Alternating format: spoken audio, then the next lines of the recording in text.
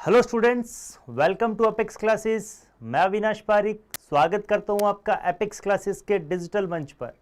जितने भी लोग हमारे साथ में जुड़ चुके हैं, स्वागत है सभी का। ज़्यादा से ज़्यादा स्टूडेंट्स आप वीडियो को शेयर कीजिए, ज़्यादा से ज़्यादा वीडियो को अपने व्हाट्सअप, फेसबुक, इंस्टा पे शेयर कीजिए। Student, NDA 2022 mock test series का आज हम पार्ट 4 करने वाले हैं। मीन्स चौथा मॉक टेस्ट हम लगाने वाले हैं। सारे के सारे क्वेश्चन एग्जाम के पॉइंट ऑफ व्यू को ध्यान में रखते हुए डिजाइन किए गए हैं। ये क्वेश्चंस मैं आपको यहाँ उनके आंसर्स तो बता ही रहा हूँ, साथ ही साथ में उनके एक्सप्लेनेशन और उनसे रिलेटेड जितने भी हमारे एक्सपेक्टेड लेवल के क्वेश्चंस बन सकते हैं वो भी मैं आपको बता रहा हूँ। आई होप आपको ये क्लासेस अच्छी लग रही होगी। तो ज़्यादा से ज़्यादा आप वीडियो को शेयर कीजिए, लाइक कीजिए और ज़्यादा से ज़्यादा लोगों तक पहुँचाइए। टीना शर्मा हमारे साथ में जुड़े हुए हैं। गुड इवनिंग, स्वागत है टीना आपका। क्वेश्चंस हम आज देखने वाले हैं अगेन मॉक टेस्ट सीरीज के 25 क्वेश्चंस। मूव करते हैं क्वेश्चंस पे। क्वेश्चन सारे के सारे आपके जुम्बल्ड क्वेश्चन है, मींस मिक्स टॉपिक के क्वेश्चन है। मींस जितने भी आपके फिजिक्स के एनडीए के सिलेबस में जितने भी क्वेश्चंस है वो सारे के सारे क्वेश्चंस टॉपिक को के हमारे मिक्स क्वेश्चन है। साथ ही साथ में ये क्लासे एयरफोर्स एग्जाम के जितने भी स्टूडेंट है उनके लिए भी बेनिफिशियल है, क्योंकि डिफेंस एग्जाम में हमारा फिजिक्स का पैटर्न लगभग सेम रहता है। तो मूव करते हैं क्वेश्चंस पे। क्वेश्चंस को हम वन बाय वन सॉल्व करते हैं। The door of domestic refrigerator kept open while the switch is on, then the room will be। Question में क्या बोला गया है? स्विच चालू होने पर घरेलू रेफ्रिजरेटर का दरवाजा खुला रखा जाता है तो फिर कमरे का क्या रहेगा, कमरे पर क्या तापमान रहने वाला है। वीडियो मेंस स्वागत है आपका। Get heated, get neither heated nor cooled, get cooled, both A and B. तो सबसे पहले मैं आपको इसको एक्सप्लेन करना चाहूंगा कि किस तरीके से क्वेश्चन में क्या बोला गया है कि कोई भी अगर हमारा एक रूम है, रूम के अंदर हमारा फ्रिज रखा हुआ है, तो फ्रिज क्या करेगा, चीजों को ठंडी करेगा। मीन्स वो एक सिस्टम की तरह काम करेगा, एक सिस्टम बनेगा वो। इसके बाद में हम बात करते हैं कि जो हमारा रूम है, जो कमरा है, वो किस तरीके से काम करेगा, सराउंडिंग की तरह या फिर वातावरण की तरह काम करेगा। तो इसको मैं एक्सप्लेन करना चाहूंगा। सपोज ये हमारा एक तरीके से इस तरीके से रूम है जिसमें ये हमारा फ्रिज रखा हुआ है। तो फ्रिज हमारा किस तरीके से काम करेगा, एज ए सिस्टम की तरह, निकाय की तरह ये काम करेगा, एज ए सिस्टम की तरह। और जो हमारा रूम है ये किस तरीके से काम करेगा, सराउंडिंग की तरीके से। ठीक है, इस तरीके से। तो सबसे पहले क्या करेगा ये सिस्टम, फ्रिज हमारा क्या करेगा, हीट को बाहर की तरफ सप्लाई करेगा, हीट को ये बाहर की तरफ सप्लाई करेगा और सराउंडिंग में ये सप्लाई करेगा। तो यहां पर क्या बनने वाली है, हमारी कूलिंग बनने वाली है। जैसे ही मैं इसको सप्लाई करूंगा तो ये हीट बाहर की तरफ जाएगी और सराउंडिंग में जाएगी। अगर मैं इस दरवाजे को खोल देता हूं, इसके दरवाजे को हम खोल देते हैं, तो ये जो सराउंडिंग है, ये रूम है, ये भी किसका पार्ट बन जाएगा, रूम भी हमारा किसका पार्ट पड़ जाएगा, ये सिस्टम का पार्ट बन जाएगा। अब फ्रिज को क्या करना पड़ेगा, फ्रिज भी इसको क्या करेगा, कूल करेगा, ठंडा करने की कोशिश करेगा। तो ये जब भी इसको ठंडा करेगा तो यहां से ये क्या करेगा, हीट बाहर की तरफ फेंक रहा है और बाहर वाले रूम को भी इसको ठंडा करना है, तो ये क्या करेगा, हीट को वापस अंदर की तरफ लेके जाएगा। तो इस तरीके से ये जितनी हीट इसको ठंडा करने के लिए, रूम को ठंडा करने के लिए वापस उससे लेगा, उतनी की उतनी हीट क्या कर देगा, ये वापस रूम में डिलीवर कर देगा। तो इस तरीके से कमरे का तापमान अभी तो क्या बना रहेगा, हमारा बैलेंस बना रहेगा। सुशील भाटी हमारे साथ में जुड़े हुए हैं, स्वागत है, गुड इवनिंग। ज्यादा से ज्यादा आप वीडियो को शेयर कीजिए। टीना शर्मा हमारे साथ में जुड़े हुए हैं, स्वागत है टीना। ज्यादा से ज्यादा आप वीडियो को शेयर कीजिए। जैसे ही हमने देखा कि जैसे हमने रूम इसका फ्रिज का गेट खोला है तो टेम्परेचर हमारी क्या हो रही है, हीट क्या हो रही है, हमारी एक्सचेंज हो रही है। और कमरे का तापमान कैसा बना है, हमारा नियत बना हुआ, क्योंकि जितनी तापमान वो ले रहा है उतना का उतना ही हीट वो वापस डिलीवर कर रहा है। लेकिन फ्रिज को चलाने के लिए हमें क्या, किसकी रिक्वायरमेंट होती है, कुछ इलेक्ट्रिकल एनर्जी की रिक्वायरमेंट होती है। वह इलेक्ट्रिकल एनर्जी कुछ वर्क करेगी और यही किया गया वर्क हमारा हीट की फॉर्म में, एक्स्ट्रा हीट की फॉर्म में डिलीवर होगा। तो यहां पर हमारा मीन्स इलेक्ट्रिकल कंपोनेंट की वजह से, इलेक्ट्रिकल एनर्जी की वजह से कुछ वर्क डन किया जाएगा। तो ये वर्क डन हमारा किस में की फॉर्म में जाके स्टोर होगा, हीट की फॉर्म में। वो हीट हमारी रूम के अंदर रहेगी। तो हमें क्या मिलेगा, कुछ एक्स्ट्रा हीट मिलेगी, जिसके कारण हमारा रूम टेम्परेचर क्या हो जाएगा, राइज कर जाएगा। तो फाइनली इसका आंसर क्या होने वाला है, रूम हमारा क्या हो जाएगा, गर्म है, गर्म हो जाएगा। तो फाइनली ये आपका बार बार यूपीएससी में या फिर जितने भी आपके एसएससी और रेलवे के एग्जाम है उसमें ये क्वेश्चन हमारा बार बार पूछा जाता है कि मींस अगर मैं किसी फ्रिज का गेट खोल देता हूं तो रूम का टेम्परेचर क्या करेगा, रूम का टेम्परेचर इंक्रीज कर जाएगा। ठीक है, मूव करते हैं नेक्स्ट क्वेश्चन पे। नेक्स्ट क्वेश्चन में क्या बोला गया है, ये हमारा न्यूक्लियर फिजिक्स से है। In nuclear reactors the controlling rods are made. नाभिकीय रिएक्टरों में नियंत्रक छड़ें बनी होती है। जनरली मैं बात करता हूं कि मींस न्यूक्लियर रिएक्टर हमारा किस में काम में आता है, न्यूक्लियर रिएक्टर हमारा काम में आता है, न्यूक्लियर रिएक्टर हमारा एनर्जी को डेवलप करने में, जनरेट करने के काम में आता है। किस तरीके से काम में आता है ये, किस तरीके से हम इसमें न्यूक्लियर एनर्जी को जनरेट करते हैं, कंटिन्यूस या कंट्रोलिंग चेन रिएक्शन के थ्रू हम इसको करते हैं। मींस नियंत्रित श्रृंखला अभिक्रिया के द्वारा हम इसको नाभिकीय रिएक्टर की हमारी काम करती है। तो इसमें जो नियंत्रित छड़ें हैं वो किस मटेरियल की बनी होती है, वो हमारी कैडमियम की बनी होती है। कैडमियम हमारा उसमें यूज किया जाता है इस तरीके से। मूव करते हैं नेक्स्ट क्वेश्चन पे। क्वेश्चन में क्या बोला गया है, अगेन क्वेश्चन को एक बार रीड करते हैं। If L equal to 100 micro henry, current changes by 1 ampere to 1 ampere in 0.1 second, what is the EMF produced. यदि L बराबर 100 माइक्रो हेनरी है, यहां पर मिसिंग है थोड़ा सा, ये 100 माइक्रो हेनरी है, तो धारा 0.1 सेकेंड में 1 एम्पियर से बदल जाती है। तो EMF मतलब विद्युत वाहक बल हमारा कितना उत्पन्न होगा उसके बारे में हम बताने वाले, पूछने वाले। EMF का उत्पादन कितना होगा ये हमसे पूछा गया है। ठीक है, तो ऑप्शंस आपको गिवन है। तो हमें पता है कि कल हमने क्लास में देखा था कि मींस जो हमारा EMF होता है दैट इज V, किस तरीके से रिलेट रहता है, V equal to L di/dt, जहां पर L क्या हमारा सेल्फ इंडक्टेंस है, V क्या हमारा पोटेंशियल है अक्रॉस द कॉइल, di/dt क्या है, rate of change of current with respect to time. Question में आपको क्या क्या गिवन है, मींस समय कितना गिवन है, 0.1 सेकेंड गिवन है, और करंट आपको कितना गिवन है कि चेंज इन करंट कितना हो रहा है, 1 एम्पियर हमारा करंट दिया हुआ है। तो मूव लिखते हैं यहाँ पे जो हमें गिवन डाटा है।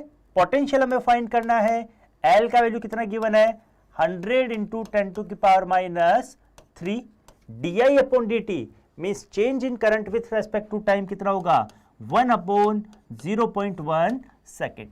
सॉल्व करते हैं इसको स्टूडेंट, तो कितना बनाने वाला है ये, यहां से हम इसको सॉल्व करते हैं तो ऊपर जाके ये 100 बनाने वाला है, दैट इज कितना इसमें हमारा ये बनाने वाला है, 10⁻⁻ माइक्रोफैराड लिखा है यहां पे, तो यहां पे थोड़ा सा मिस हो गया, ये 10⁻⁻6 को बनाएगा।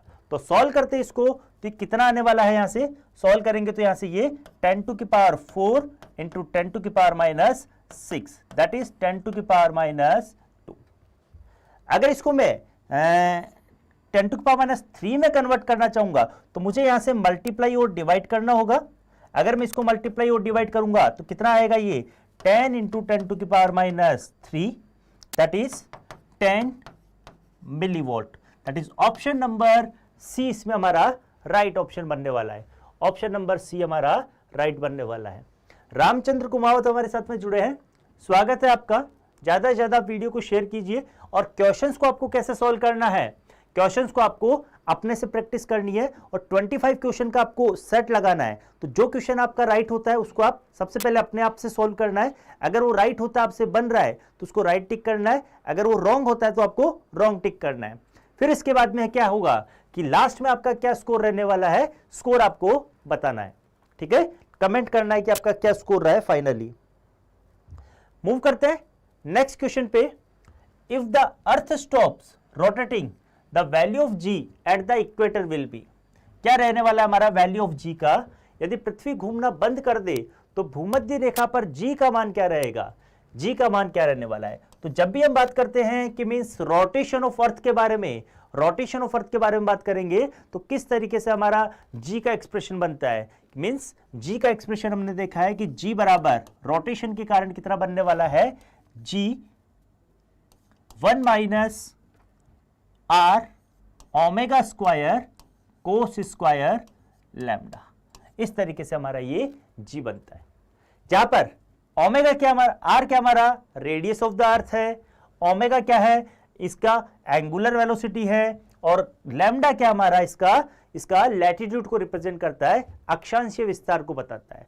जब भी हम बात करेंगे भूमध्य रेखा पर, इक्वेटर पर, तो हमारा लैम्डा का वैल्यू कितना बनने वाला है, लैम्डा का वैल्यू बनने वाला है हमारा 0। तो कोस 0 का वैल्यू कितना बनाएगा, ये 1 बनाएगा। तो यहां से हमारा इक्वेटर पर अगर मैं एक्सेलरेशन के बारे में बात करूंगा तो कितना आएगा, जी 1 माइनस आर ओमेगा स्क्वायर, यहां से कोस 0 का वैल्यू कितना बना लेगा, ये 1 बना लेगा। तो इक्वेटर पर हमारा इतना रहता है। लेकिन अगर मैं बात करता हूं कि मीन्स अगर भूमध्य रेखा पर ये घूमना बंद कर दे, मीन्स ओमेगा हमारा क्या बना रहा है, यहां से ओमेगा अगर हमारा 0 बना लेगा तो यहां से ये कितना हो जाएगा, जी 1 माइनस आर ओमेगा स्क्वायर, ये वाला पार्ट अगर हमारा 0 हो जाएगा तो फाइनली कितना बनाएगा, ये जी। पहले जी में से कुछ माइनस हो रहा था, लेकिन अभी ये यहां पर क्या हो गया, जी हो गया है। तो मतलब हम कह सकते हैं कि हमारा जैसे अगर अर्थ रोटेट करना बंद कर देगा तो हमारा एक्सेलरेशन क्या हो जाएगा, इंक्रीज कर जाएगा, बढ़ जाएगा। क्या हो जाएगा, इंक्रीज कर जाएगा। ये क्वेश्चंस हमारे बार बार फ्रिक्वेंटली आस्क्ड क्वेश्चन है। अगर आपने इनको अच्छे से प्रैक्टिस किया हुआ है तो वहां पर आपको ज्यादा प्रॉब्लम नहीं आएगी, सॉल्व करने में प्रॉब्लम नहीं आएगी, आपको इनको देखते ही टिक लगाने हैं। ठीक है, चलिए मूव करते हैं नेक्स्ट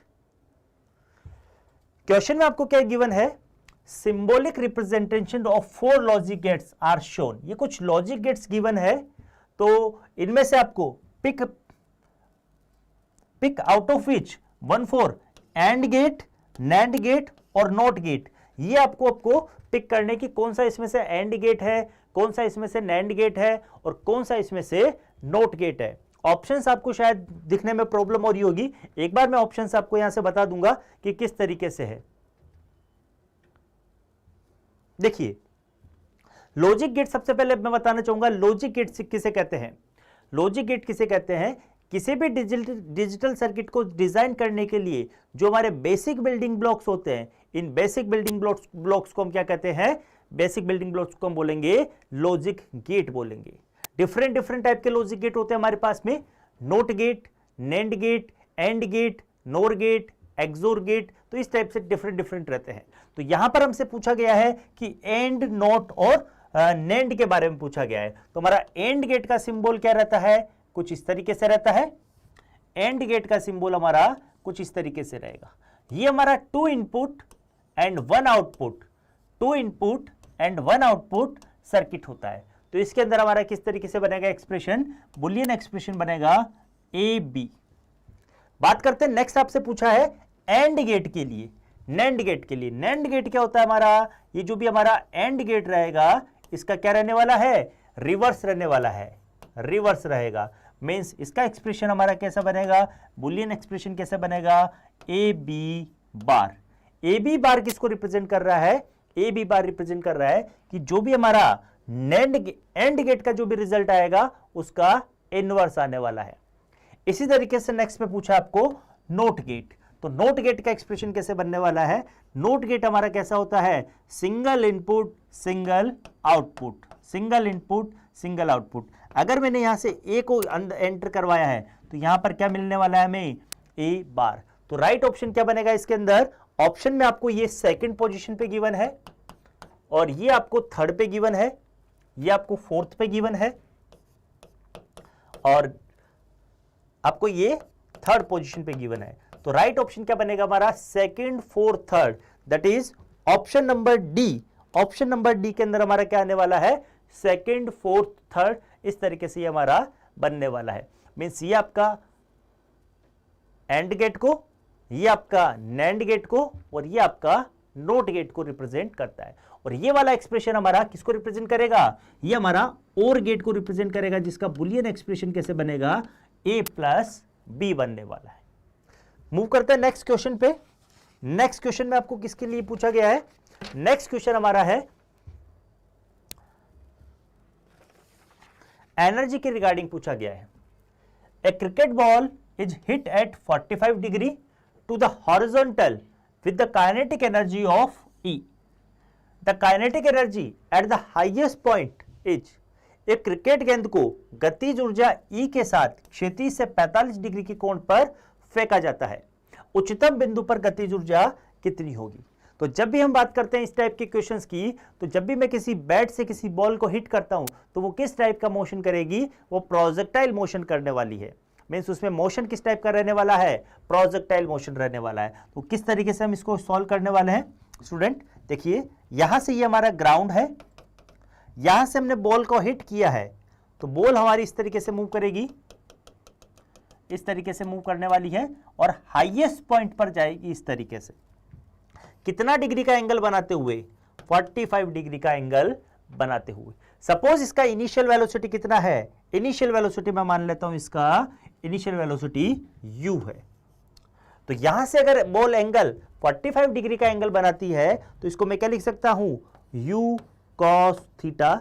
अगर इस इनिशियल वेलोसिटी को मैं कंपोनेंट पे रिजोल्व करता हूं तो इसी तरीके से वर्टिकल कंपोनेंट कितना बनेगा? u sin theta.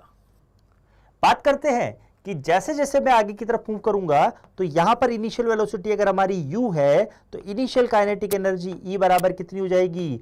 1/2 mu square.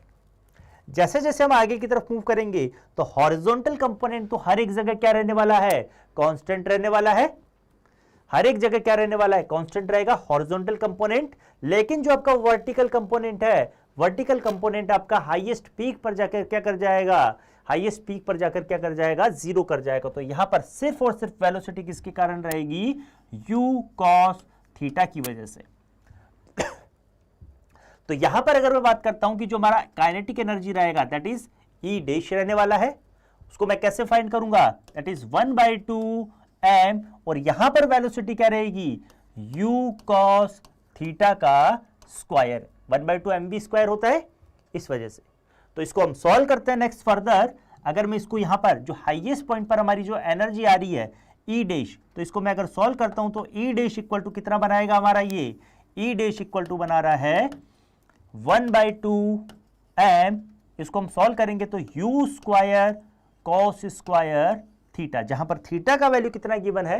45 यहां पर गिवन है। तो मैं पुट करता हूं 1/2 mu स्क्वायर इंटू 45 का वैल्यू कितना हो जाएगा? cos 45 1/√2, और इसका स्क्वायर कितना बना लेगा? That is 1/2। तो यहां पर हाईएस्ट पॉइंट पर हमारी जो काइनेटिक एनर्जी है दैट इज E डैश, वो कितनी बनाएगा? 1/2 mu स्क्वायर इंटू हाफ। इस वाली एनर्जी को हम क्या बोल सकते हैं? 1/2 mu स्क्वायर को इनिशियल एनर्जी बोलेंगे, जो कि यहां पर इस तरीके से गिवन है। इसको मैं लिख सकता हूं E dash equal to E/2। That is जो आपकी इनिशियल एनर्जी थी हाईएस्ट पीक पर क्या हो जाएगी? वो हाफ हो जाएगी। दैट इज फाइनल आंसर हमारा क्या बनने वाला है? ऑप्शन नंबर बी इसमें हमारा राइट ऑप्शन बनने वाला है। ऑप्शन नंबर बी हमारा इसमें राइट ऑप्शन बनेगा। अभय यादव हमारे साथ में जुड़े हुए हैं, स्वागत है अभय यादव। ज्यादा से ज्यादा आप वीडियो को शेयर कीजिए और क्वेश्चंस को हम सॉल्व कर रहे हैं। क्वेश्चंस में अगर आपको कोई भी अगर प्रॉब्लम आती है तो वो आप पूछ सकते हो। मूव करते हैं नेक्स्ट क्वेश्चन पे। नेक्स्ट क्वेश्चन में आपको क्या गिवन है? The speed time graph of a particle moving along a solid curve is shown below. The distance traverse by the particle t equal to 0 to t equal to 3 is. Means हमें एक time period given है t बराबर 0 से t बराबर 3 second. इसके बीच में आपको क्या फाइंड करना है? इसके बीच में आपको कितना डिस्टेंस ट्रेवल किया गया है वो आपको फाइंड करना है। ऑप्शंस आपका यहां पर मिस होगा, ऑप्शंस आपको दिखाई नहीं दे रहा होगा, मीन्स थोड़ा सा प्रिंटिंग मिस्टेक है, लेकिन डायग्राम में आपको इस तरीके से गिवन है। तो एक बार मैं आपको इसको थोड़ा सा वापस से अच्छे से बना देता हूं। ये इस तरीके से है आपका,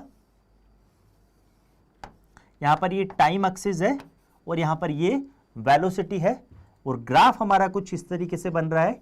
ये वाला यहां पर टाइम 1 2 3 आपको गिवन है, और यहां से 1 और 1.5 आपको स्पीड गिवन है।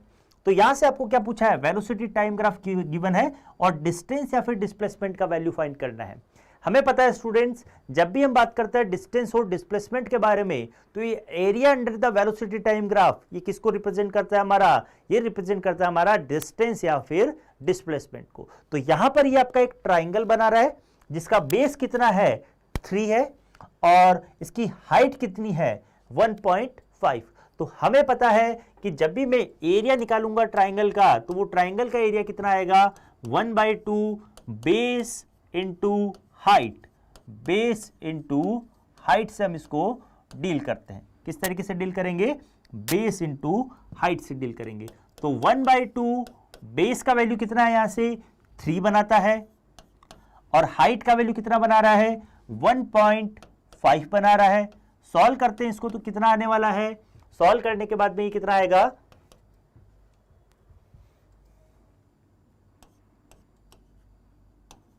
3 टाइम, तो 9/2 मीटर। फाइनली आपका ये डिस्प्लेसमेंट या डिस्टेंस कितना निकल के आएगा, डिस्टेंस कितना निकल के आएगा 9/2 मीटर। तो ऑप्शन नंबर इसमें राइट ऑप्शन बनेगा 9/4 बनाएगा, ये 9/4 मीटर बनाएगा। That is option number B. इसमें जो कि आपको दिखाई नहीं दे रहा होगा ये बनने वाला है। मूव करते हैं नेक्स्ट क्वेश्चन पे। क्वेश्चन में आपको क्या गिवन है, एक बार रीड कीजिए question.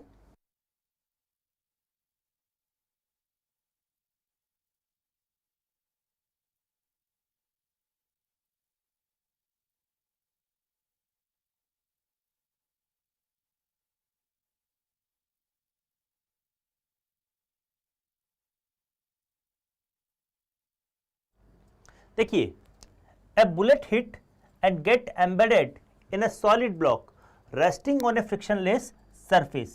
In this process, which one of the following is correct? एक गोली टकराती है और घर्षण रहित सतह पर टिके हुए एक ठोस ब्लॉक में फंस जाती है, तो इस प्रक्रिया में निम्नलिखित में से कौन सा सही होगा। तो क्वेश्चन में आपको किस तरीके से गिवन है, देखिए स्टूडेंट, ये हमारा एक ब्लॉक है, इस तरीके से एक वुडन ब्लॉक है, लकड़ी का इस प्रकार से ये वुडन ब्लॉक है। यहां से हमारी एक जो बुलेट है, एक बंदूक की गोली है, वो इस तरीके से यहां पर जाती है और इसके अंदर की तरफ जाएगी और कुछ पार्ट तक ये क्या कर जाएगी और इसके बाद में ये रुक जाएगी। तो जैसे ये इसके अंदर जाती है तो कुछ पार्ट तक जाने के बाद में रुक जाती है। तो ये किस तरीके का, इसमें क्या क्या चीजें होने वाली है।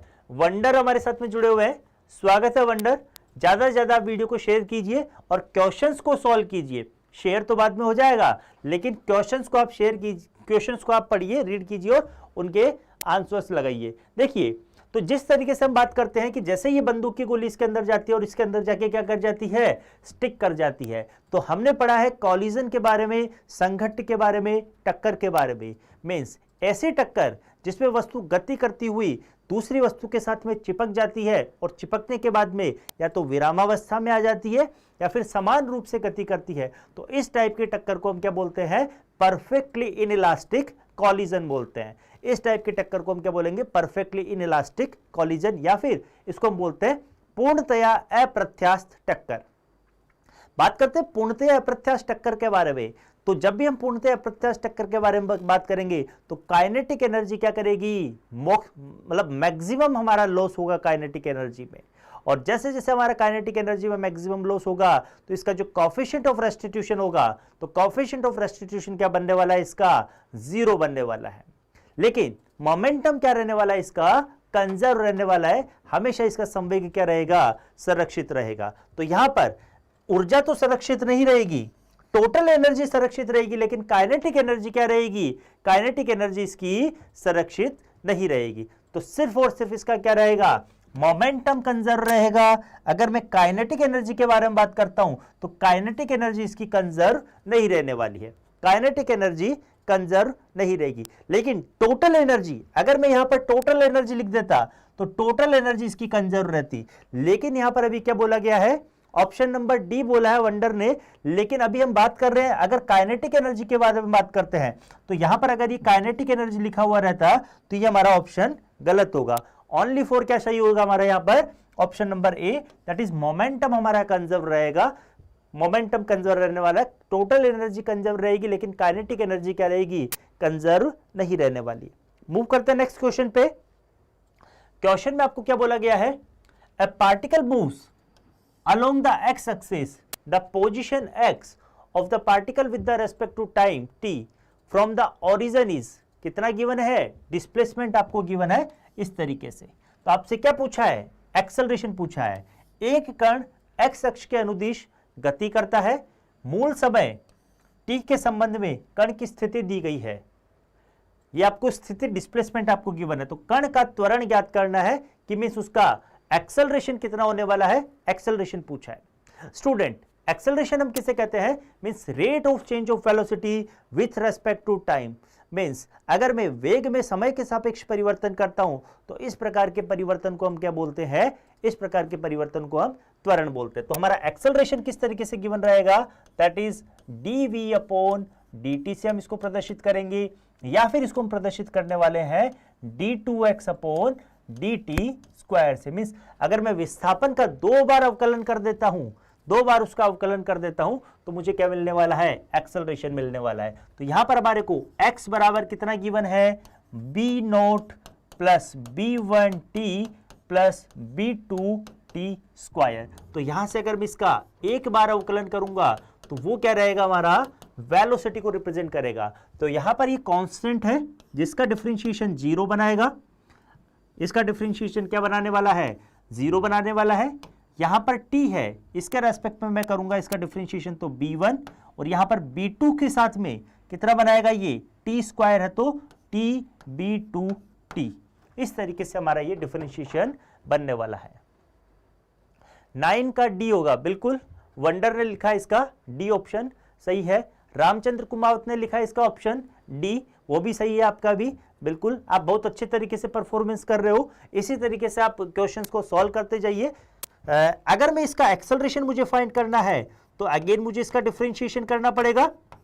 डिफरेंशिएशन इसका कितना होगा, अगेन यहां पर कांस्टेंट है जिसका डिफरेंशिएशन 0 बनाएगा, और 2bt t के कारण हमारे यहां पर डिफरेंशिएशन कितना बनाएगा, ये ओनली फॉर 2b2 बनाने वाला है। तो एक्सेलरेशन हमसे पूछा है, एक्सेलरेशन कितना आएगा, ऑप्शन नंबर डी।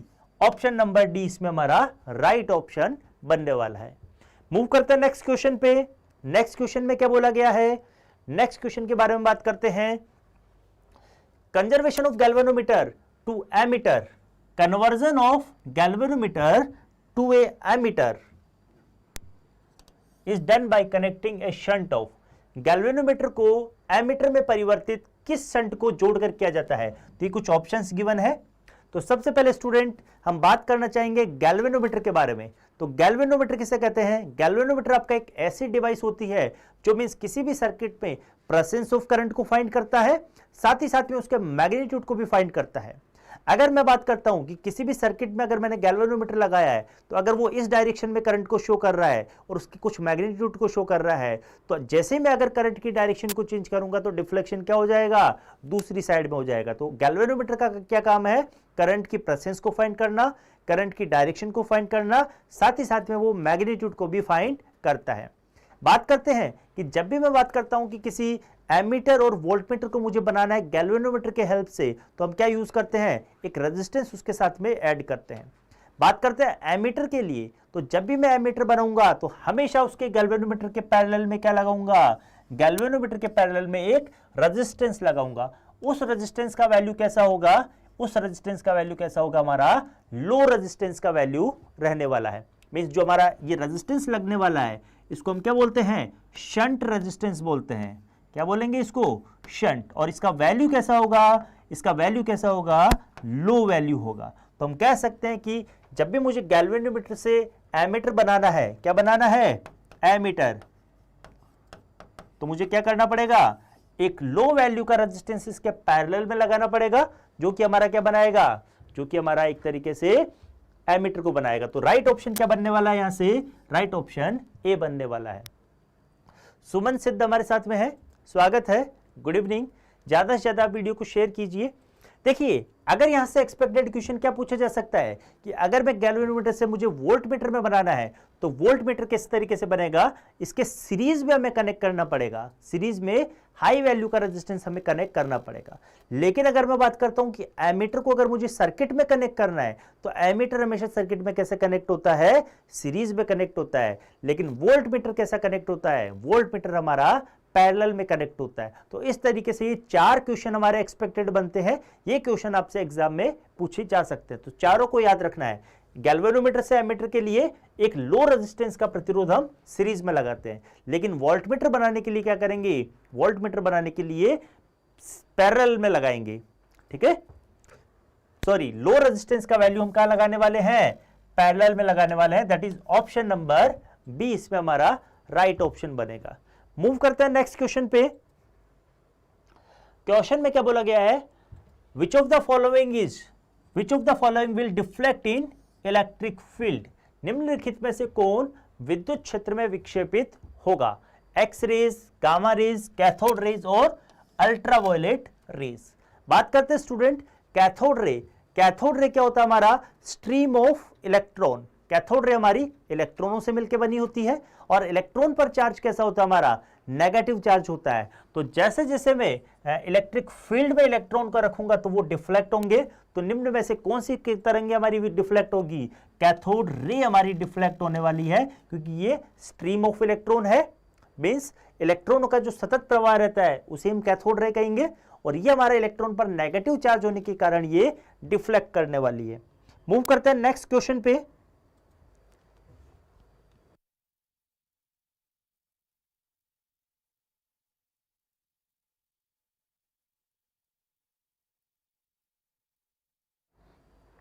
क्वेश्चन में क्या बोला गया है, the dimension of magnetic field in M, L, T and C, जहां पर हमें सी क्या दिया हुआ है, कूलाम में दिया हुआ है। जनरली अगर मैं बात करता हूं तो बेसिकली हमारे पास में 7 फिजिकल क्वांटिटीज है, जिसमें करंट को हम किससे रिप्रेजेंट करते हैं, ए से। लेकिन यहां पर आपको चार्ज के बारे में डायरेक्ट दिया हुआ है कि सी हम कूलाम से रिप्रेजेंट करेंगे, और आगे आपको ये फाइंड करना है एम, एल, टी और सी की फॉर्मेट में ही हमें इसको फाइंड करना है। तो जब भी मैं बात करूंगा कि मैग्नेटिक फील्ड के बारे में, तो लॉरेंज फोर्स के थ्रू हम कैसे उसको रिप्रेजेंट करेंगे, दैट इज एफ बराबर, मींस कोई भी अगर आपका इलेक्ट्रॉन है, कोई भी आपका वायर है, तो उस पर लगने वाला जो फोर्स है वो फोर्स कैसे गिवन रहेगा, दैट इज एफ बराबर क्यू। चार्ज पर हमारा जो फोर्स लगने वाला है Lorentz force, that is q v B sine theta से गिवन रहेगा, जहां पर क्यू क्या हमारा चार्ज है, वी क्या हमारा वेलोसिटी ऑफ चार्ज है, बी हमारा मैग्नेटिक फील्ड है, और थीटा हमारा क्या है, एंगल है क्यू और वी और बी के बीच में। किस किस के बीच में है, वी और बी के बीच में। यहां से हम बात करते हैं बी की, मुझे यूनिट निकालनी है, डायमेंशन निकालनी है, तो इसको मैं कैसे प्लेस कराऊंगा, F upon q v sine theta. और साइन थीटा क्या हमारा एक तरीके से ट्रिग्नोमेट्रिक रेशियो है, और ट्रिग्नोमेट्रिक रेशियो की कभी भी विमा नहीं बनती है। तो यहां से अगर मुझे बी की विमा पता करनी है तो मुझे एफ, क्यू और वी की विमा पता करनी है। लेकिन क्यू की विमा आपको डायरेक्ट क्या गिवन है, यहां पर कूलाम गिवन है, A1 T1 आपको यहां पर प्लेस नहीं करवाना है। तो मैं यहां से पुट करना चाहूंगा, पुट करूंगा तो क्या आएगा हमारा, एफ फोर्स की विमा कितनी होती है, M1 L1 T-2। अगर मैं Q की विमा, जो कि हमें कितनी गिवन है, कूलाम गिवन है, तो मैं क्या पुट करूंगा, C पुट करने वाला हूं। हमेशा डायमेंशन को मैं बड़े वाले ब्रैकेट में प्लेस करवाता हूं। यहां पर V किसको रिप्रेजेंट कर रहा है, V रिप्रेजेंट कर रहा है हमारा वेग को रिप्रेजेंट कर रहा है। तो यहां से मैं लिखूंगा L1 T-1। स्टूडेंट, तो ये जितना भी हमारे को यहां पर डाटा गिवन था उसका हमने क्या लिखा है, डायमेंशन लिखा है। अब इसको मैं सॉल्व करने के बाद में मैं यहां से विमा फाइंड कर सकता हूं। रामचंद्र जुड़े हैं, स्वागत है रामचंद्र। क्वेश्चंस को अपन सॉल्व करते हैं, ज्यादा से ज्यादा वीडियो को शेयर कीजिए। अगर आपको कोई क्वेश्चन समझ में नहीं आ रहा है तो आप वहां से पूछ सकते हो। देखिए, जब भी हमारा बेस सेम होता है तो पावर क्या होती है, ऐड होती है। तो अगर यहां से मैं M1 लिखता हूं तो कहीं पर भी M1 नहीं है, तो ये M1 अगेन ये L से L कैंसिल होकर कितना बना लेगा, L0। ये T आपका यहां से ऊपर जाके +1, T-2 +1 कितना बना लेगा, T-1, और C ऊपर जाके क्या बना लेगा, C-1। तो फाइनल हमारा मैग्नेटिक फील्ड का डायमेंशन क्या बनने वाला है in form of charge m1 L0 t-1 c-1, that is option number C हमारा इसमें राइट ऑप्शन बनने वाला है। राइट ऑप्शन कितना बनेगा? ऑप्शन नंबर सी। वंडर किसके लिए लिख रहे हैं? ऑप्शन नंबर ए किसके लिए रख रहे हैं? क्वेश्चन नंबर 12 में हमारा सी आने वाला है, क्योंकि एल का पार्ट यहां पर क्या बनेगा? 0 बनेगा, इस तरीके से। नेक्स्ट है a perfectly black body is one. पूरी तरह से जो हमारी कृष्णिका रहती है, यहां पर थोड़ा सा टाइपिंग मिस्टेक है, कृष्णिका के लिए लिखा हुआ है कि जो हमारी कृष्णिका है तो उस पर क्या क्या ये इस तरीके से रहने वाली है। ब्लैक बॉडी हम किसे कहते हैं? ब्लैक बॉडी एक ऐसी वस्तु होती है जिस पर भी मैं, उस पर जितनी भी मैं हीट को, विकिरणों को इंसिडेंट करवाता हूं, वो सारी की सारी को क्या कर लेती है? एब्जॉर्व कर लेती है, सारी की सारी चीजों को वो अवशोषित कर लेती है। और जितनी वो अवशोषित कर लेती है उतनी की उतनी को वो क्या कर देती है? इमिट कर देती है। तो इस प्रकार से हम कह सकते हैं कि जो हमारा ब्लैक बॉडी रहता है उसकी अवशोषण क्षमता कितनी रहती है? 1 रहती है। तो यहां से राइट ऑप्शन क्या बनेगा हमारा? राइट ऑप्शन बनने वाला है ऑप्शन नंबर ए बनने वाला है। मूव करते हैं नेक्स्ट।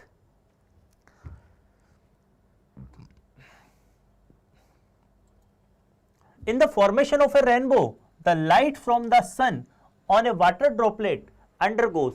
इंद्रधनुष के रंगों के निर्माण में सूर्य से जल की बूंदों पर पड़ने वाला प्रकाश होता है, तो वहां पर क्या क्या फिनोमिना होगा?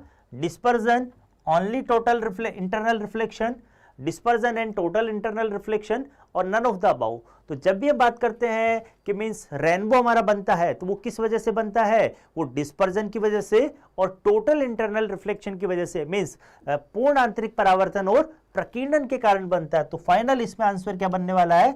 ऑप्शन नंबर सी हमारा इसमें राइट ऑप्शन बनेगा। मूव करते हैं नेक्स्ट पे। क्वेश्चन में क्या बोला गया है? A wire of resistance R is stretched to twice of its original length, its new resistance will be. प्रतिरोध आर, प्रतिरोध का एक तार है जो अपनी मूल लंबाई के दुगनी लंबाई से खींचा जाता है, तो नया प्रतिरोध क्या होगा? तो स्टूडेंट, कल वाली क्लास में भी हमने देखा था एक ऐसा क्वेश्चन, आज वापस ही इस तरीके का क्वेश्चन आ गया है। जब भी मैं वायर को स्ट्रेच करता हूं, खींचता हूं, तो उसकी लंबाई में तो वृद्धि होगी, लेकिन उसके डायमीटर में, उसकी त्रिज्या में क्या होने वाली है? सेम कमी होने वाली है। तो किस तरीके से हम इसको सॉल्व करेंगे? तो देखिए, अगर क्वेश्चन में बोला गया कि प्रारंभिक लंबाई उसकी L1 है और अंतिम लंबाई क्या हो जाएगी उसकी? L2 हो जाएगी। तो मींस अगर प्रारंभिक लंबाई 1 है तो उसको खींच रहे हैं तो उसकी लंबाई दुगनी हो जाती है। तो L1/L2 का रेशियो कितना गिवन है? 1/2। लेकिन जब भी हम उसको खींचते हैं तो उसका आयतन क्या रहने वाला है? हमेशा आयतन उसका समान रहने वाला है। अगर उसका क्रॉस सेक्शनल एरिया पहले A1 था और अब क्रॉस सेक्शनल एरिया उसका A2 हो चुका है, तो हमें पता है कि वॉल्यूम उसका क्या रहेगा? A1L1 बिफोर द स्ट्रेचिंग, और आफ्टर द स्ट्रेचिंग उसका वॉल्यूम कितना रहने वाला है? A2L2। तो यहां से अगर मैं रिलेशन बनाना चाहूंगा तो L1/L2 should be equal to कितना हो जाएगा? A2/A1। L1/L2 का वैल्यू कितना गिवन है? 1/2। तो A2/A1 का रेशियो कितना आ जाएगा? अगेन 1/2 बनने वाला है। स्टूडेंट, बात करते हैं कि रेजिस्टेंस के बारे में। रेजिस्टेंस हमारा क्या होता है? Directly proportional to length and inversely proportional to area. तो यहां से हम बात करते हैं कि अगर इनिशियल रेजिस्टेंस R1 है और फाइनल रेजिस्टेंस R2 है खींचने के बाद में, तो ये कितना रिलेशन बनाएगा? L1/L2 into A2/A1। इस तरीके से L1/L2 का वैल्यू कितना है?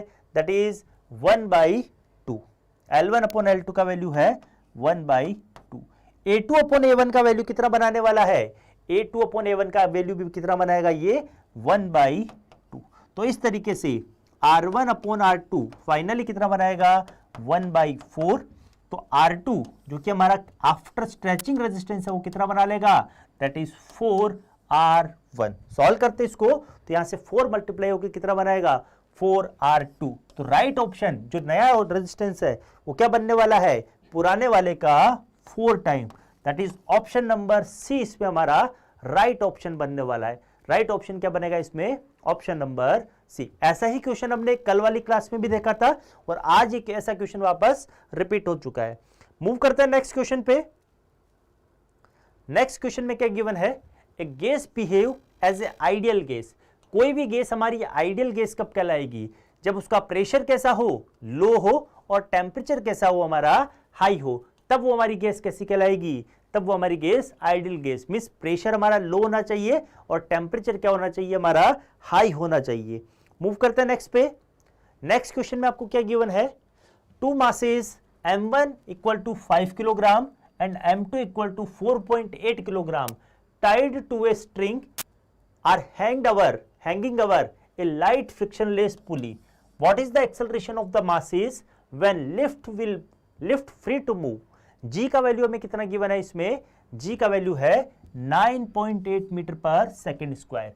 हिंदी मीडियम वालों के लिए मैं एक बार इस तरीके से डायग्राम, आपको स्पष्ट नहीं दिखाई दे रहा होगा तो मैं यहाँ से डायग्राम बना देता हूँ। ये आपका इस तरीके से एक पुली है जिसमें इस तरीके से एक स्ट्रिंग लटकी हुई है, यहाँ पर दो मास दैट इज m1 और m2 इस तरीके से लटके हुए हैं, जहां पर m1 का वैल्यू कितना गिवन है आपको, m1 का वैल्यू गिवन है आपको, सॉरी ये आपका m1 है, ये वाला आपका m1 है, ये वाला ब्लॉक आपका m1 है और ये वाला ब्लॉक आपका m2 है। तो m1 का वैल्यू आपको 5 किलोग्राम गिवन है और m2 का वैल्यू आपको 4.8 गिवन है। तो यहां से ये नीचे की तरफ मूव करेगा, तो एक्सेलरेशन का वैल्यू आपसे क्वेश्चन में पूछा गया है।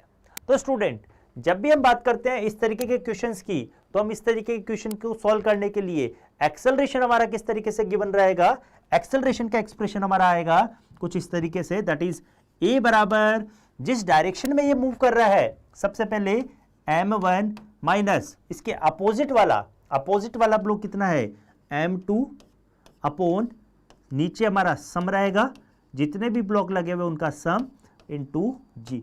ये हमारा एक्सप्रेशन बनता है।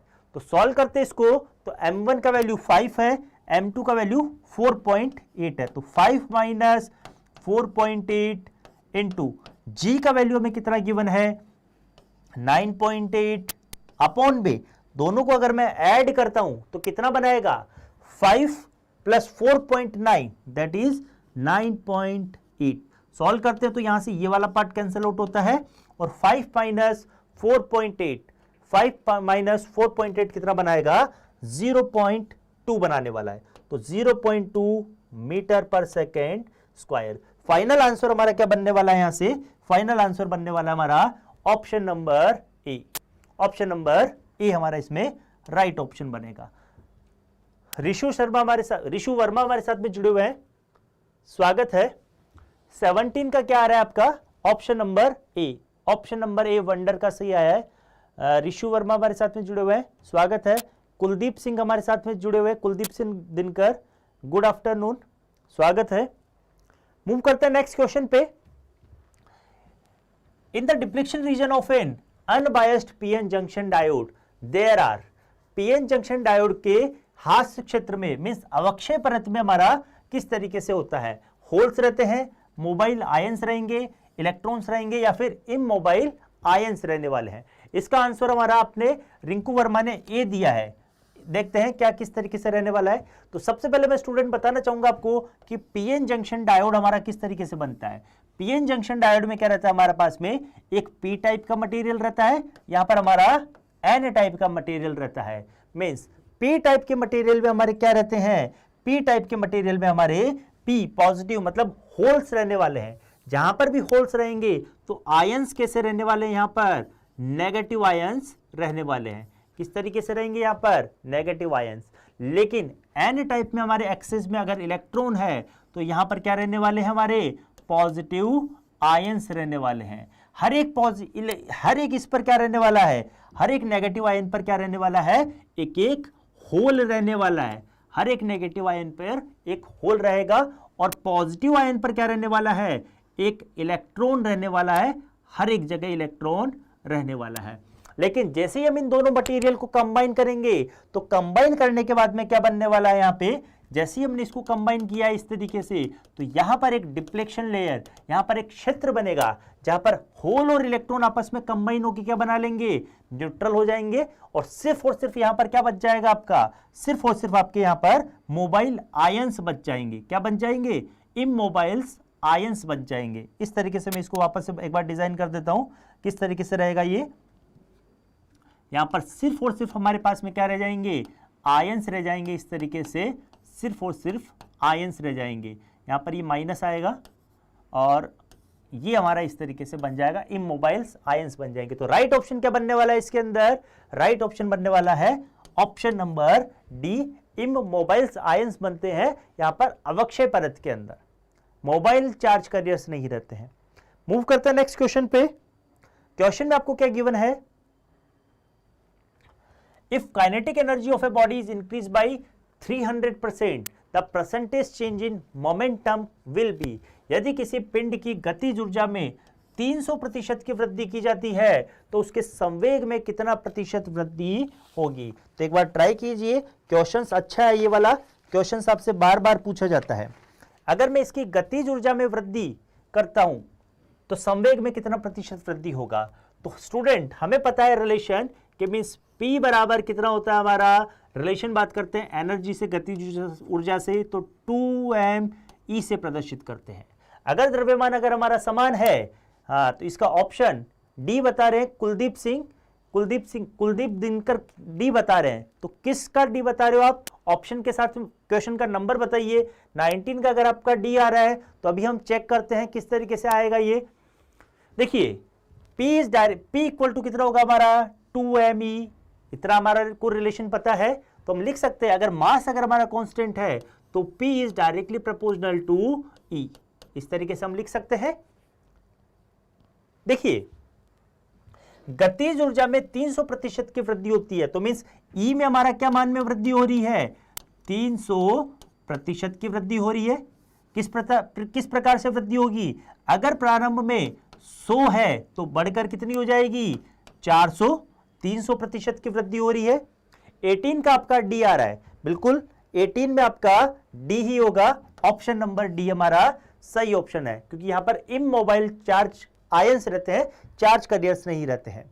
यहां अब नेक्स्ट क्वेश्चन को आप ट्राई कीजिए। अगर हमारी इनिशियली ये 300% से वृद्धि हो रही है, मतलब प्रारंभ में हमारा कितना था 100 था, तो 300% को हम कैसे लिखेंगे, कुछ इस तरीके से लिखेंगे, मींस 100 पे 300 की वृद्धि हो रही है, मींस 100 से ये 400 बन रही है। तो initial energy E1, final energy हमारी कितनी बना रहा है, चेंज होके 400। रोहित खान हमारे साथ में जुड़े हुए हैं, स्वागत है। अगर इसको मैं सॉल्व करूंगा तो E1 और E2 का रेशियो कितना बनाएगा, E1 और E2 का रेशियो बना रहा है ये 1/4। E1 और E2 का रेशियो क्या बना रहा है, सचिन यादव स्वागत है आपका, जुड़े हुए हैं, सचिन यादव जुड़े हैं। तो E1 और E2 का रेशियो कितना बनेगा हमारा 1/4। इस रिलेशन को ध्यान में रखते हुए तो मैं संवेग में कितना चेंज होगा, P1/P2 इक्वल टू, क्योंकि डायरेक्टली प्रोपोर्शनल है तो यहां से मैं लिख सकता हूं E1/E2। E1 और E2 का वैल्यू कितना गिवन है 1/4। तो यहां से सॉल्व करने के बाद में P1/P2 इक्वल टू 1/2। संवेग में कितना प्रतिशत कितना वृद्धि होगा, पहले 1 था तो बाद में कितना हो रहा है 1 हो रहा है, that is 1/1 into 100, that is 100% इसके संवेग में क्या हो रही है, वृद्धि हो रही है। That is option number A इसमें हमारा राइट ऑप्शन बनने वाला है। ऑप्शन नंबर ए क्या बनेगा इसमें, राइट ऑप्शन बनने वाला है। स्वागत है, सचिन हमारे साथ में जुड़े हुए हैं, कुलदीप हमारे साथ में जुड़े हुए हैं, ऋषु हमारे साथ में जुड़े हुए हैं, जितने भी लोग जुड़े हुए हैं स्वागत है सभी का। ज्यादा से ज्यादा वीडियो को शेयर कीजिए और क्वेश्चंस को खुद से प्रैक्टिस करने की कोशिश कीजिए। मूव करते हैं नेक्स्ट क्वेश्चन में आपको क्या गिवन है, इलेक्ट्रिकल सर्किट से हमारा क्वेश्चन गिवन है ये, the equivalent resistance between A and B of circuit will be. ये आपको सर्किट गिवन है इस तरीके से, एक ये व्हीटस्टोन ब्रिज टाइप का आपको गिवन है, तो इसके बीच में आपको इक्विवेलेंट रेजिस्टेंस आपको फाइंड करना है। तो स्टूडेंट देखने से पता पड़ रहा है कि मींस ये व्हीटस्टोन ब्रिज बना रहा है जहां पर ये P Q R S को रिप्रेजेंट कर रहा है। यहां का जो रेजिस्टेंस है वो हमारा 2 ओम को रिप्रेजेंट कर रहा है।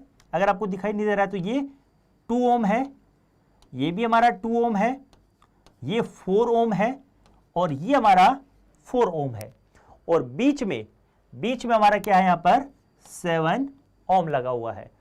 बिल्कुल 19 में आपका ए आ रहा है, तो अभी हमने इसको सॉल्व किया है, 19 में आपका ए सही है, 100% आपका सही है। कुलदीप देखिए 2 ओम 2 ओम 4 ओम 4 ओम और यहां पर ये लगा हुआ है 7 ओम।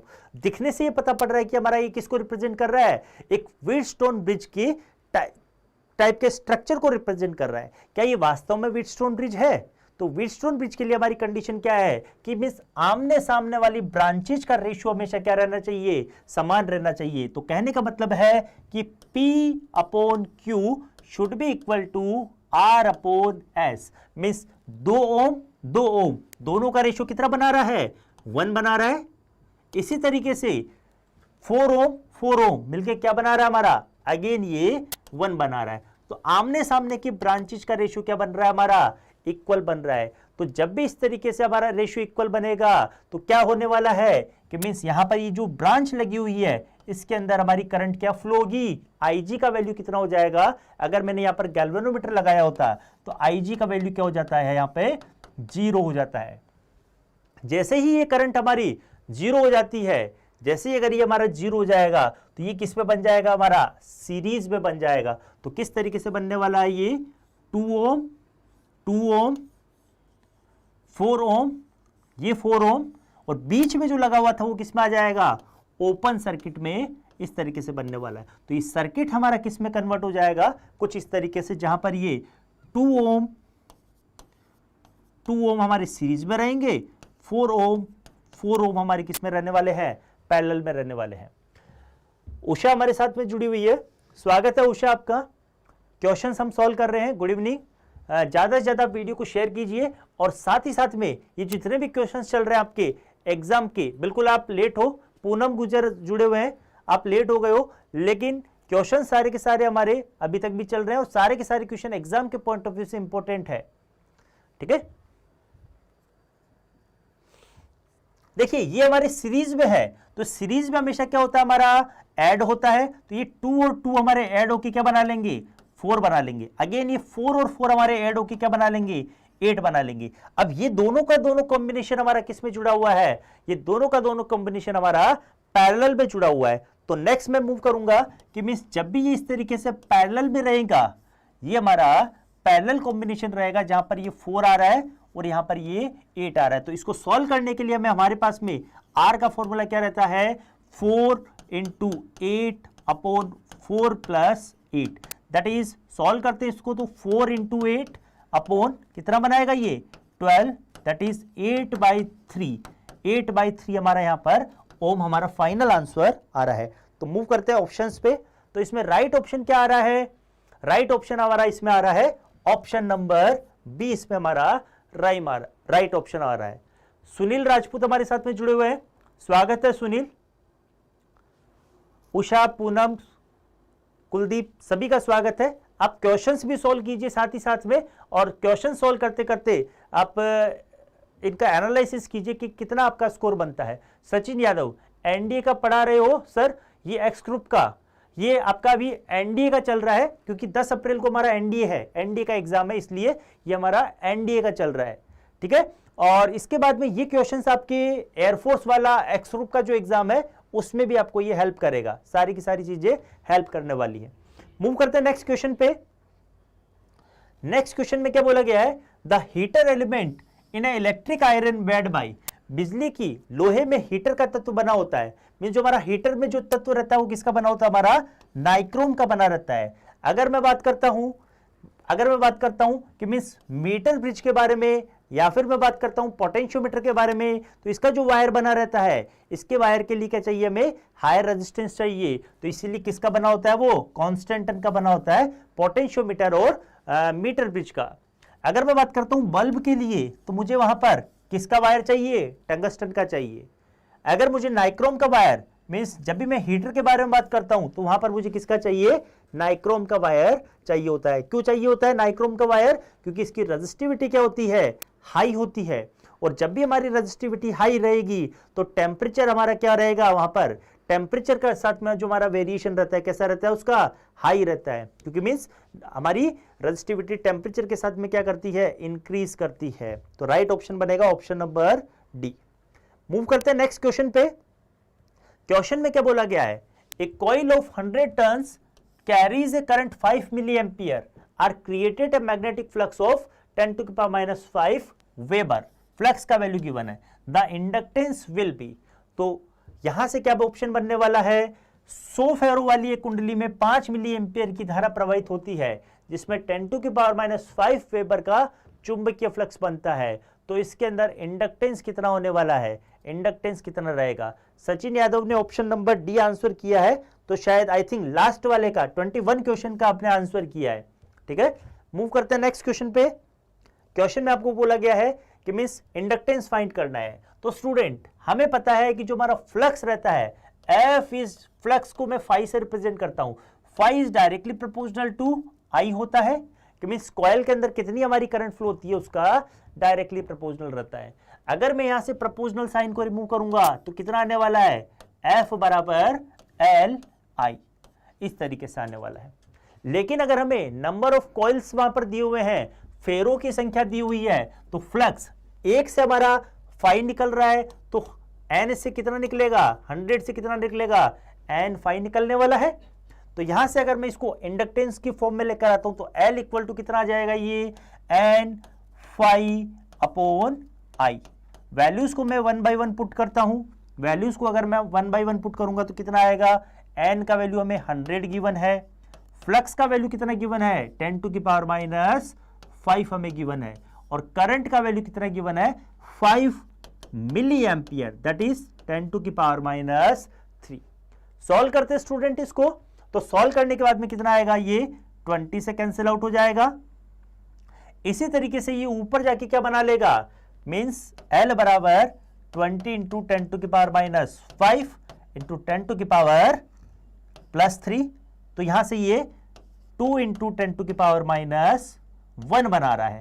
अगर इसको मुझे और सॉल्व करना है तो अगर मिली, क्योंकि आपके सारे के सारे ऑप्शन किस में है, मिली हेनरी में है, तो मुझे इसको 10 to the power minus 10 से मल्टीप्लाई करना पड़ेगा और डिवाइड करवाना पड़ेगा। तो कितना बनाएगा ये 0.02 into 10 to the power minus 3 Henry, जिसको हम बोलेंगे 0.02 मिली हेनरी। तो राइट ऑप्शन क्या बनने वाला है इसके अंदर, ऑप्शन नंबर सी हमारा इसमें राइट ऑप्शन बनेगा, ऑप्शन नंबर सी।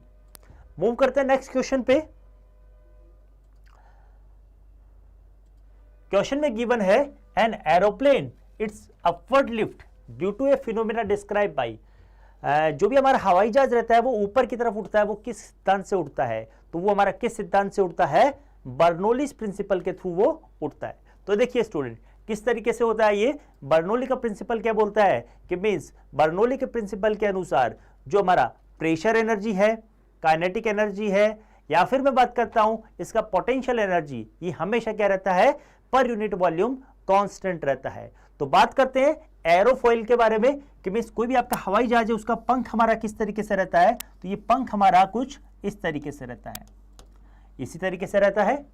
अगर मैं बात करता हूं कि ये अगर यहां से कोई एयर चल रही है तो यहां पर एयर एक तो इस डायरेक्शन में चलेगी और एक एयर हमारी यहां से इस तरीके से चलेगी।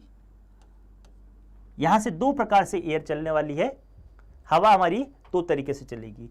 अगर समान समय में अगर इसको यहां से यहां तक की दूरी चलनी है तो इसका कुछ वेग होगा, दैट इज v1।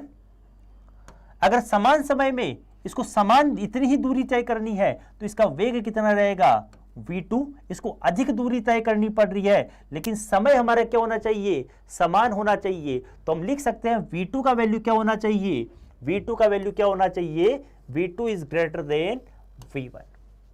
जहां पर हमारा वेग अधिक रहता है वहां पर दाब क्या रहेगा, कम रहने वाला है, और जहां पर वेग कम रहेगा वहां पर दाब क्या रहने वाला है, अधिक। तो मींस v1 का मान कम है तो यहां पर ऊपर की तरफ लगने वाला जो प्रेशर रहेगा वो कम रहेगा, वो नीचे की तरफ जो लगने वाला प्रेशर है उससे। तो मैं लिखूंगा यहां से P1 is greater than P2। जैसे ही हमारा प्रेशर कम रह रहा है तो जो हमारा अपलिफ्ट फोर्स है मीन्स इसको ऊपर की तरफ उठाने वाला फोर्स है वो कैसे रहेगा, क्योंकि नीचे वाला प्रेशर अगर ज्यादा है तो यहां से हम लिख सकते हैं इसको, तो अपलिफ्ट फोर्स हमारा कितना रहेगा, P1 माइनस P2 इंटू ए, इस तरीके से बनेगा। तो यहां से अगर प्रेशर अगर हमारा हाई है तो ये ऊपर की तरफ उठ जाएगा। तो यही हमारा क्या है, बर्नौली का प्रिंसिपल है, दैट इज ऑप्शन नंबर 20 में हमारा राइट ऑप्शन बनने वाला है। मूव करते हैं नेक्स्ट क्वेश्चन पे। नेक्स्ट क्वेश्चन में क्या बोला गया है, brilliance of a diamond is due to, हीरे की चमक किस कारण से होती है, तो ये किस कारण से होती है, हमारी टोटल इंटरनल रिफ्लेक्शन के कारण होता है। टोटल इंटरनल रिफ्लेक्शन किसे कहते हैं, कि मींस जब भी कोई प्रकाश की किरण आपतित होती है तो उसका अगर क्रांतिक कोण से अधिक कोण पर अगर उसको आपतित कराया जाता है तो वो पुनः उसी माध्यम में लौट जाती है। तो इस प्रकार की घटना को हम क्या कहते हैं, टोटल इंटरनल रिफ्लेक्शन, पूर्ण आंतरिक परावर्तन। तो परावर्तन के कारण मींस डायमंड हमारा क्यों चमकता है, कुल आंतरिक परावर्तन के कारण ही डायमंड चमकता है। मूव करते हैं नेक्स्ट क्वेश्चन में। The astronomical microscope consist of objective and eyepiece, the focal length of objective is, means गोलीय सूक्ष्मदर्शी में यहां पर आपका ये अभिदृश्यक और ये नेत्रिकाल की फोकस दूरी किस प्रकार से रहने वाली है। तो स्टूडेंट हम बात करते हैं कि ये हमारा क्या होगा, जितनी भी हमारी टेलीस्कोप रहते हैं, माइक्रोस्कोप रहते हैं, उसमें कुछ इस तरीके का बनेगा। यहां पर ये हमारा क्या रहेगा, अभिदृश्यक लेंस, इसको मैं बोलूंगा ऑब्जेक्टिव, इसको बोलूंगा मैं आई पीस। तो यहां पर हमारा जो इसका फोकस दूरी रहेगा ये हमारा FO और इसका फोकस दूरी रहने वाला है FE। तो हमेशा FO इज ग्रेटर देन कितना रहता है, FE। मीन्स जो हमारा ऑब्जेक्टिव का फोकस दूरी है वो हमेशा क्या रहेगा, ग्रेटर देन, ऑब्जेक्टिव का फोकस दूरी रहेगा हमेशा ग्रेटर देन आई पीस। तो यहां पे लिखूंगा ऑप्शन नंबर सी हमारा इसमें राइट ऑप्शन बनने वाला है। राइट ऑप्शन क्या बनेगा, सी बनने वाला है। तो जितने भी लोग हमारे साथ में जुड़े हुए हैं, वापस से 25 क्वेश्चन हमने सॉल्व किए हैं। आई होप आपने अपना एनालिसिस किया होगा और कौन सा आपका सही आ रहा है, कौन सा आपका गलत आ रहा है, ये भी आपने चेक किया होगा। तो अपने कमेंट मार्क्स आप कमेंट में शो कीजिए कितने आपके मार्क्स आ रहे हैं। तो मिलते हैं नेक्स्ट वाले वीडियो के अंदर, जिसमें हम आपको और इससे थोड़ा सा एडवांस क्वेश्चंस जो आपके एक्सपेक्टेड लेवल के क्वेश्चंस है वो सॉल्व करवाने वाले हैं। तब तक के लिए जय हिंद, जय भारत।